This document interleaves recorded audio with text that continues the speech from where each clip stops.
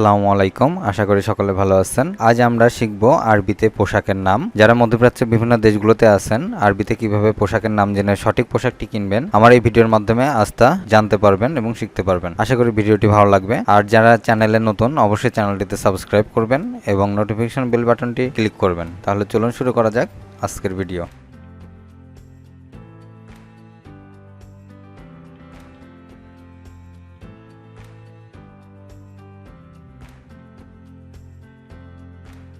আরবিতে বিভিন্ন ধরনের পোশাকের নাম। বাংলা,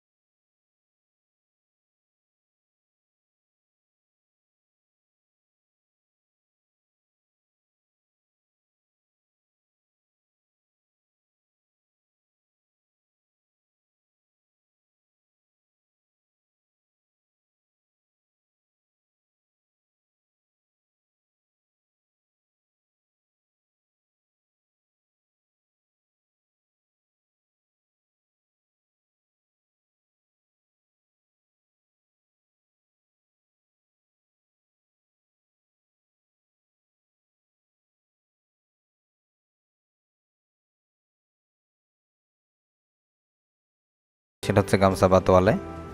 আরবিতে বলা হয় মুনাস ফিয়া। বাংলাতে গামছা বা তোয়ালে, আরবিতে বলা হয় মুনাস ফিয়া।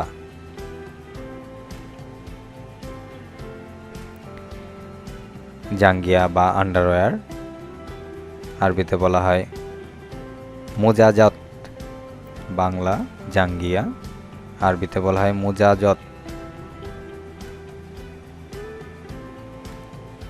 বাংলাতে প্যান্ট, আরবিতে বলা হয় বাস্তালুন। বাংলাতে প্যান্ট, আরবিতে বলা হয় বাস্তালুন।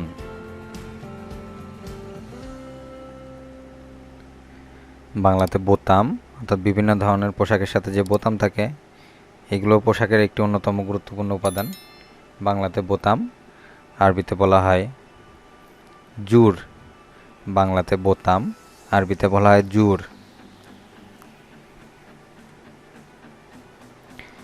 মোজা, জুতা পরার সময় আমরা যে মোজা পরি, পায়ের মোজা, আরবিতে বলা হয় জোয়ারির। বাংলাতে মোজা, আরবিতে বলা হয় জোয়ারির। বাংলাতে ছাতা, অর্থাৎ মধ্যপ্রাচ্যের দেশগুলোতে প্রচণ্ড পরিমাণ গরম পড়ে, তো সেক্ষেত্রে আমাদের পোশাকের মতোই একটি অত্যাবশ্যকীয় উপাদান যেটি আমাদের সাথে সবসময় থাকে, সেটা হচ্ছে ছাতা। ছাতা আমরা ব্যবহার করি। আরবিতে বলা হয় মিজালা। বাংলাতে ছাতা, আরবিতে বলা হয় মিজালা। বাংলাতে কম্বল, আরবিতে বলা হয় বত্তানিয়া। বাংলাতে কম্বল, আরবিতে বলা হয় বত্তানিয়া। বাংলাতে চাদর, আরবিতে বলা হয় সাফাই। বাংলাতে চাদর, আরবিতে বলা হয় সাফাই। বাংলাতে ওড়না, আরবিতে বলা হয় হিজাব। বাংলাতে ওড়না, আরবিতে বলা হয় হিজাব। বাংলাতে বালিশ, অর্থাৎ ঘুমানোর সময় আমরা যে বালিশ ব্যবহার করি, এটি আরবিতে বলা হয় ওয়াদা। বাংলাতে বালিশ, আরবিতে বলা হয় ওয়াদা।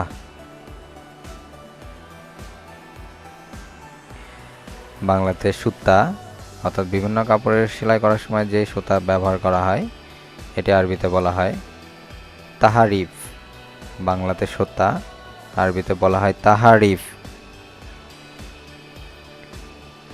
বাংলাতে স্কার্ট, আরবিতে বলা হয় তানোরা। বাংলাতে স্কার্ট, সাধারণত মেয়েরা যে স্কার্ট পরে, এটি আরবিতে বলা হয় তানোরা। বাংলাতে সেলাই, আরবিতে বলা হয় খেইআত। বাংলাতে সেলাই, আরবিতে বলা হয় খেইআত। বাংলাতে গেঞ্জি, আরবিতে বলা হয় তি সায়াত। বাংলাতে গেঞ্জি, আরবিতে বলা হয় তি সায়াত। বাংলাতে আলখাল্লা, অর্থাৎ আলখাল্লা বলতে ঢিলা ঢালা যে পোশাকগুলো পরা হয় এগুলোকে বাংলাতে বলা হয় আলখিল্লা। আলখিল্লা অর্থই হচ্ছে ঢিলা ঢালা পোশাক, সেটা মেয়েদের ক্ষেত্রে হতে পারে, ছেলেদের ক্ষেত্রেও হতে পারে। আরবিতে বলা হয় রাদা বা তোফ। আরবিতে বলা হয় রাদা বা তোফ। বাংলা শুজ, অর্থাৎ সেলাই করার সময় যে সূচের ব্যবহার হয়, জামা কাপড় সেলাইয়ের ক্ষেত্রে যে সূচের ব্যবহার হয় এটি আরবিতে বলা হয় ইব্রা। বাংলাতে শুজ, আরবিতে বলা হয় ইব্রা। বাংলাতে হাত মোজা, অর্থাৎ হাতের মেয়েরা হাত মোজা ব্যবহার করা, পোশাকের একটি অন্যতম উপাদান হিসেবে হাত মোজা। আরবিতে বলা হয় কুফাজাত আল ইয়াদ। আরবিতে বলা হয় কুফাজাত আল ইয়াদ। বাংলাতে বেল্ট, অর্থাৎ প্যান্টের সাথে আমরা যে বেল্ট ব্যবহার করি এটি আরবিতে বলা হয় হিজাম। বাংলাতে বেল্ট, আরবিতে বলা হয় হিজাম। বাংলাতে ঘড়ি, অর্থাৎ পোশাকের মতোই আমরা ঘড়ি ব্যবহার করি, হাত ঘড়ি। আরবিতে বলা হয় সা। বাংলাতে ঘড়ি, আরবিতে বলা হয় সা। বাংলাতে চশমা, আরবিতে বলা হয় মুয়াসিফাত। বাংলাতে চশমা, আরবিতে বলা হয় মুয়াসিফাত।